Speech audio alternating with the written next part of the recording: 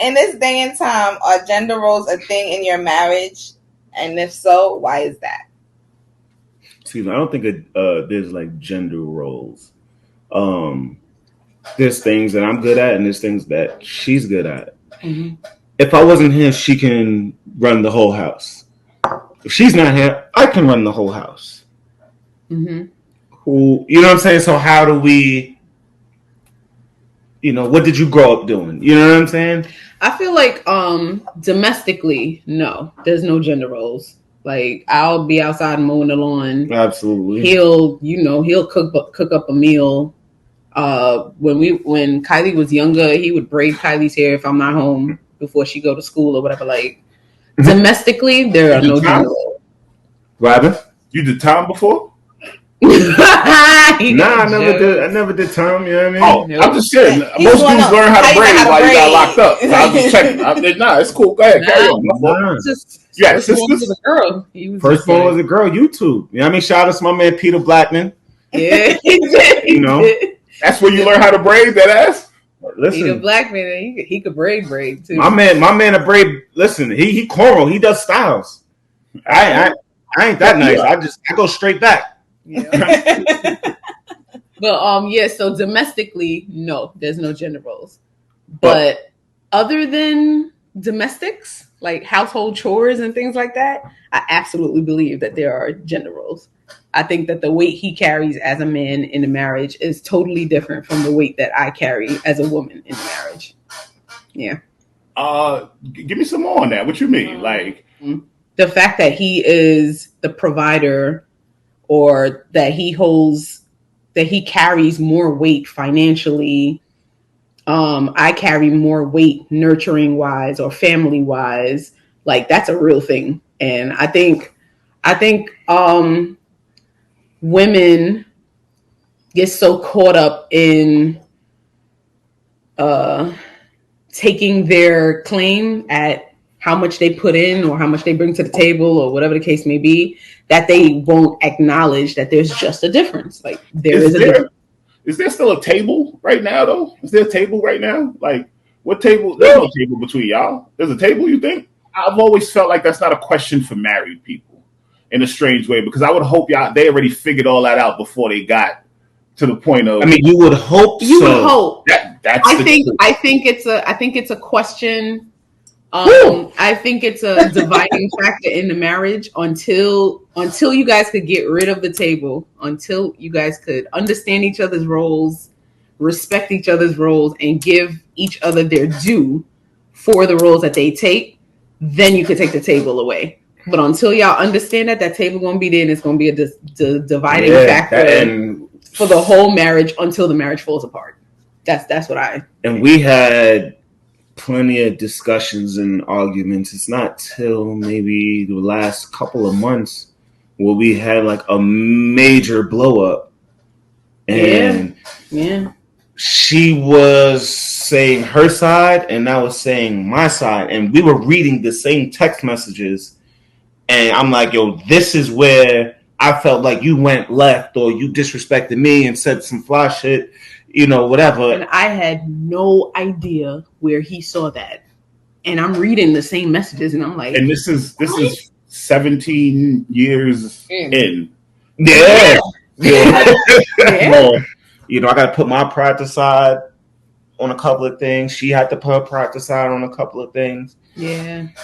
And it's hard to do. That goes to the whole gender role thing. Yes. Like, there's a lot of that gender role thing has to be hashed out in a marriage, to me, before you guys can like get to smooth sailing. Because there's a lot of expectations and unspoken animosities and just weird stuff, and a lot of stuff that's passed down. We're West Indian. Like, I'm Jamaican. He's Jamaican and Guyanese. There's a lot of West Indian qualities that's passed down about marriage or how a woman should be or whatever. That is incorrect. Yeah, like, Junior, you can't be washing no drawers in your house, bro. I'm just saying, that's what I used to hear. That's what the West Indian meant. Yeah, that's what I heard. You're not supposed to wash no woman drawers, bro. No, I don't touch them. I don't touch them. That's what I'm saying. That's all I heard. I don't know if that counts if you throw them in the washing machine, but technically, you ain't supposed to be watching no woman draw. I have a glove on. I have a gloved hand. It's like halal meat. You know what I'm saying? Like you can't touch the pork with your bare hand. Like you gotta. It's stuff like that though that she's right about, the things, the traditions, the old values that are passed down to us that technically don't hold up really in this era.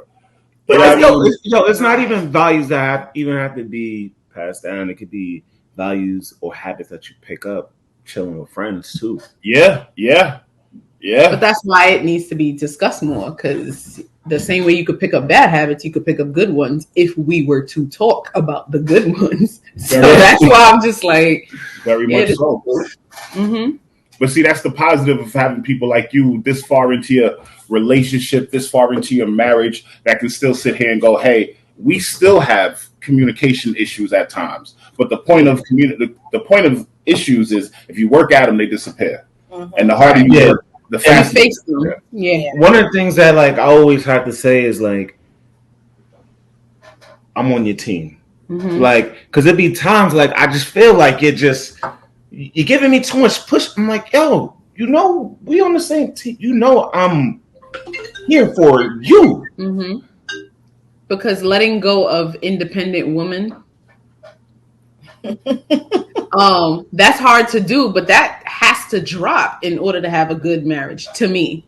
Like, you have to drop that, I don't need you for this, and I'll handle it, and like, I'm sure you could, but that's not what we're here for. See, so now that's something you can actually chime in on this if you like, because I always thought this was interesting about women. Mm-hmm. I feel men pretty much give up that whole, it's just me, I'm the man. The moment they ask you to marry them, I feel like that's a man saying, I want to be one with you as a woman.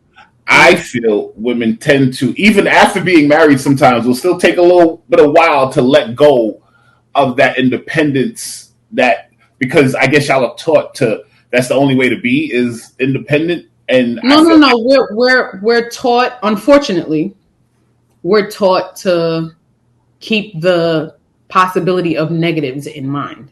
Yep. So even going into a marriage, when you get a bunch of girls together and it's like the bachelorette party or something like that, it's nothing but negatives. Like, make sure you do this. Make sure you have your money stashed to the side. Make sure it's all preparation for your marriage to fail. Outing. Yeah. And that sucks. But if we're going to be honest, that's really what takes place. We hear nothing but how this is going to fail. It's meant to fail. It's going to fail. And we're with you for the party. We're here for you when it happens. And here's how you can profit off of it. Here's how you can, but that's because, unfortunately, a lot of people are coming from broken homes. A lot of people, that's what they've seen. So because you haven't seen a happy marriage that went for 40 years, 50 years, that's all you know. So that's all you're going to give off too. That's all you're going to tell your friend. Well, there's a gap. So there's actually a gap. The broken home era is further back than you know what I mean? Like, it's not really right now. It's just that people are so accustomed to the broken home era that we just it's like we're moving in trauma. Okay. I actually think there's a lot of successful black marriages right now. We just promote this broken no good black man, no good black woman thing. We just promote that at a high right now versus ever. I think we're just stuck in that preparation, like, just in case. It's gonna take years to come out of that. I understand what you're saying. Like, we promote it. Yes, society does. Like we said the other day with the girls going on tour talking about their divorce. Yes, society promotes the divorce, but yet when they got married, they didn't go on tour talking about why they got married. Right. So happy to be married. Why can't we get both? Like, we understand. Yes, some marriages do fail at times. Yes, we know that. But there are marriages that go on for long periods of time where people stay together, grow old together like they say they should, but yet you don't hear nothing about it. That's not promoted. Look at Angela Bassett. Yeah. Denzel. Look at Denzel Washington. Yeah. Those, but they're never in the news. Never. So, that's boring. We just hear about special marriage is boring, so that doesn't make the divorces. I think the biggest way that I peeped that is the media and like how it's being spun was paying attention to the report on Black dads. And it was just like, yeah, deadbeats, that's not actually a thing. And they like statistically went through numbers and everything. And they're just like, so where did deadbeat dads come from? It's like statistically, Black fathers was doing more than any other race, like more hands-on, more. And I'm like, oh wow. So it came from when they tried to break up Black homes, and the Black man was in jail. So now he's a deadbeat dad, but he couldn't do nothing because he was in jail. But it's been a minute since then. It's been a minute, and yet they still portray deadbeat dad, and then they never show you the bad part of when he's not trying to be a deadbeat, but he has no choice but to be a deadbeat because the baby mother's not. It's never I hit you. Like it's so many different variables to where you worded that wrong. That's all. But you're right in terms of the deadbeat dad. Never doesn't want to be a deadbeat. No, doesn't want to, but falls into that category because he can't do anything. He can't.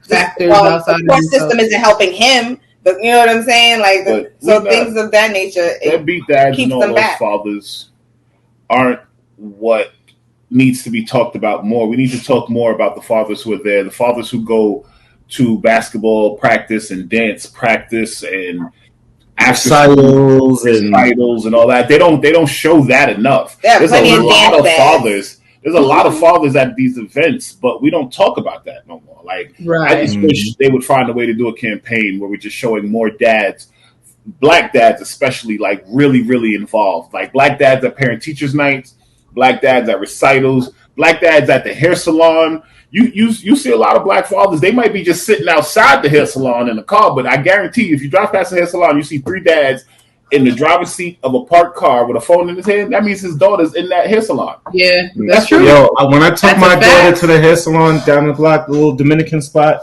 first time to get a wash and blow, I was like, I'm just take to the Dominican right down the block. I went in there, I'm like, hey, how you doing? You know, ladies do washing sets. Oh, that's your daughter? Oh my gosh, she's so pretty.